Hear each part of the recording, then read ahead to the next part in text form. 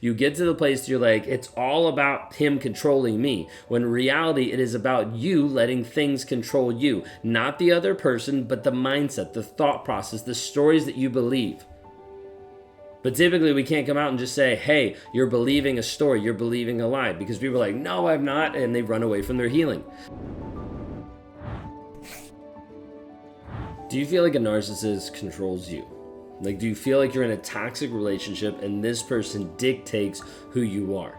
They dictate what you can do. Not by saying, no, you can't do this, but by making your life an awful place if you do those things.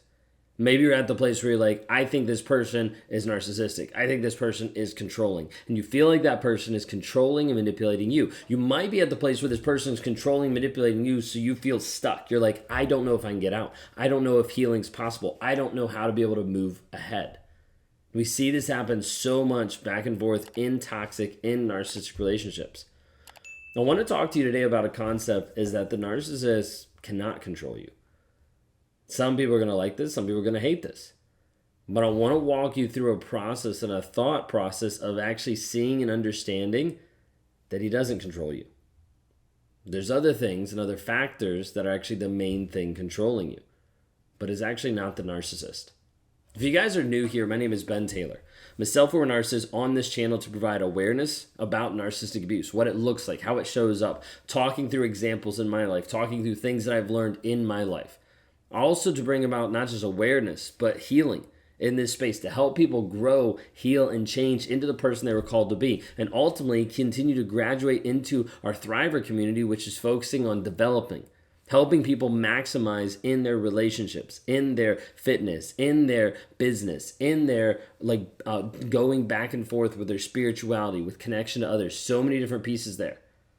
That is what we focus on. If you want to talk to me one-on-one, go to rawmotivations.com, click on one-on-ones. Would love to talk to you there. Okay. Now, when I say this, the narcissist doesn't control you. How does that sit? Is that frustrating? Is that annoying? Maybe you're like, that doesn't make sense. He does control me. I want you to pause and I want you to just take a minute to sit back. I want you to consider a different possibility than what you might be thinking. The end of the day, when a person controls another person, we're typically thinking like, hey, they control my responses. They control my reactions. They control how I'm showing up on a day-to-day basis. And while that feels true, and it might resonate with you in so many different levels, I don't believe it's 100% true. You're like, wait a second, I've been through this. This is how I respond, this is how I react because of this person. And again, while there's a piece of that I understand and I see your perspective of it, I don't actually think that's 100% true. Because at the end of the day, it doesn't just work to take that one variable out and then you automatically get fixed. What do I mean by that? You could be away from a narcissist for 5 years and still be stuck in a trauma bond. At that point, that person has no access to you. You have not seen them. You have not interacted with them. They are not in your life. Therefore, that person is not actually controlling you. You're like, okay, maybe I can see that. Sit with me for a second. That person physically is not controlling you. They're not on the other side of the universe, like sending these like cosmic rays from their head to your head, mind warping and controlling you there either. What's actually controlling you? What's controlling you is not the narcissist. What's controlling you is what's up here. What's up here is the thoughts, the ideas, the things that are there that are limiting you in certain aspects. Now, these might look like, we'll phrase them as limiting beliefs. Things you don't think you're good enough, things that you can't move forward in your healing process because of something that you believed from that toxic person. Sometimes we talk about these on this social media channel in several of our healing platforms in the form of stories. Now, what are stories? Stories are made up all around. And I want you to think that stories a lot of times are the perception of reality that you currently are in. These stories have had this progression in your life to learn and develop you into the person that you are today. Now, these stories didn't just randomly pop up.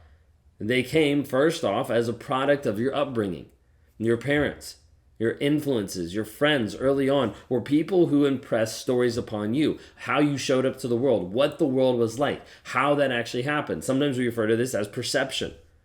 But then you start hearing other different stories from your education system, from your religious organization, from previous partners that you've been, and you start to take these stories and you start to put them into your mind over and over and over, and that's what you filter your current reality in.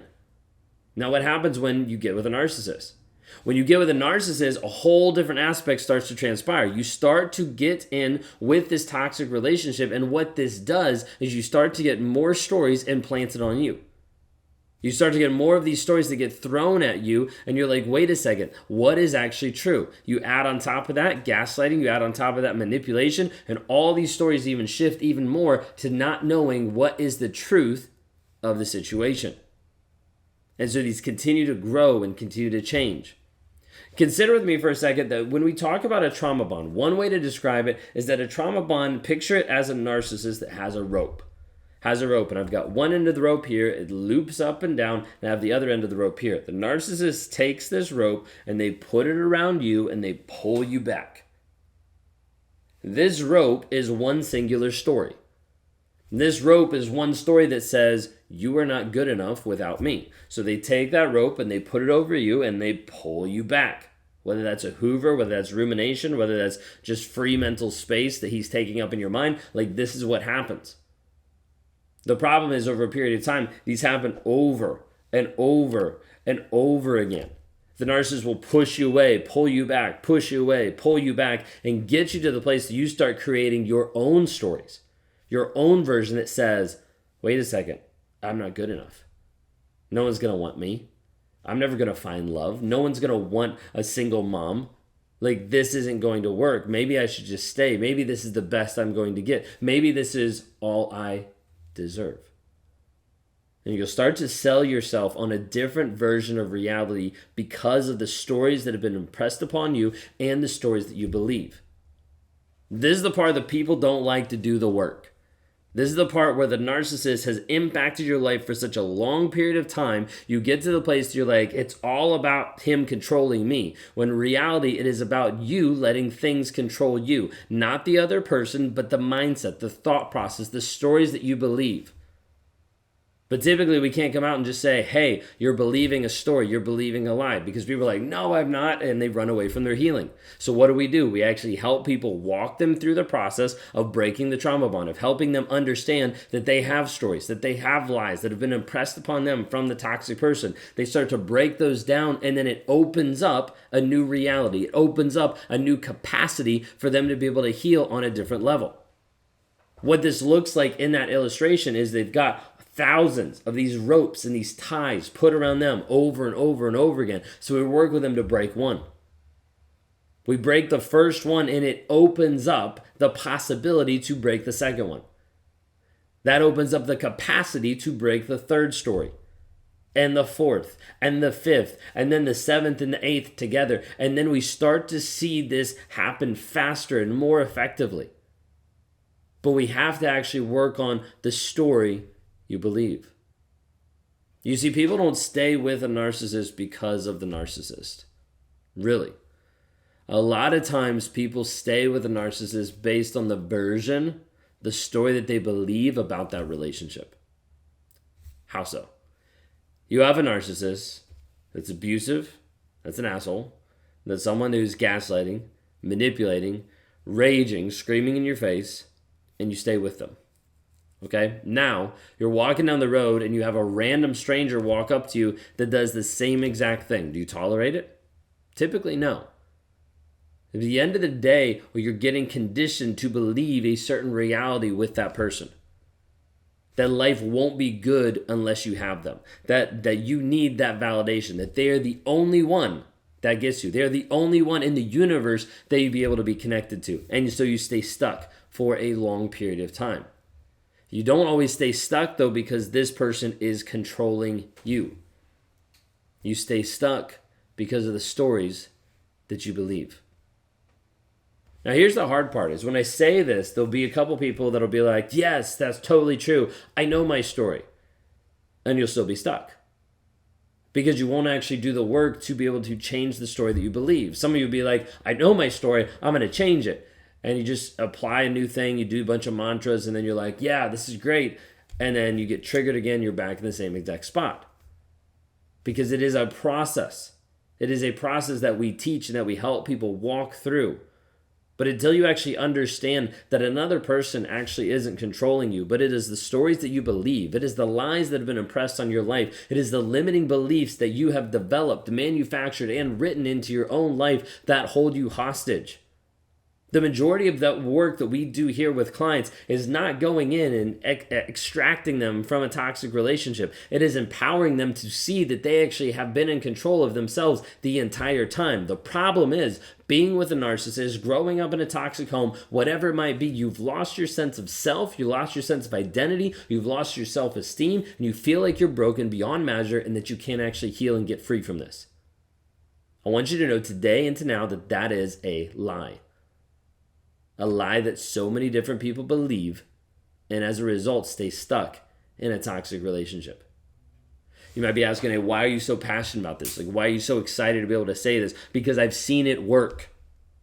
Seen it work countless times where people take back their mindset. They take back the stories that they believe, and we walk them down this path to get to the place where they are actually in control of the narrative, of the story that they believe, versus letting someone else write that for them, versus believing lies, versus not being able to stand up in truth as a beacon of light to themselves, to their kids, to their friends, to their family, and to move forward in a healthy way. But it all dependent about the stories that you believe, the stories that control you. I want you just to hear this concept, if anything, to slightly crack open the frame that you've been viewing life for a long period of time. And I want you to consider and just hear this thought. The narcissist does not control you. The stories that you believe are what controlling you on a day-to-day basis.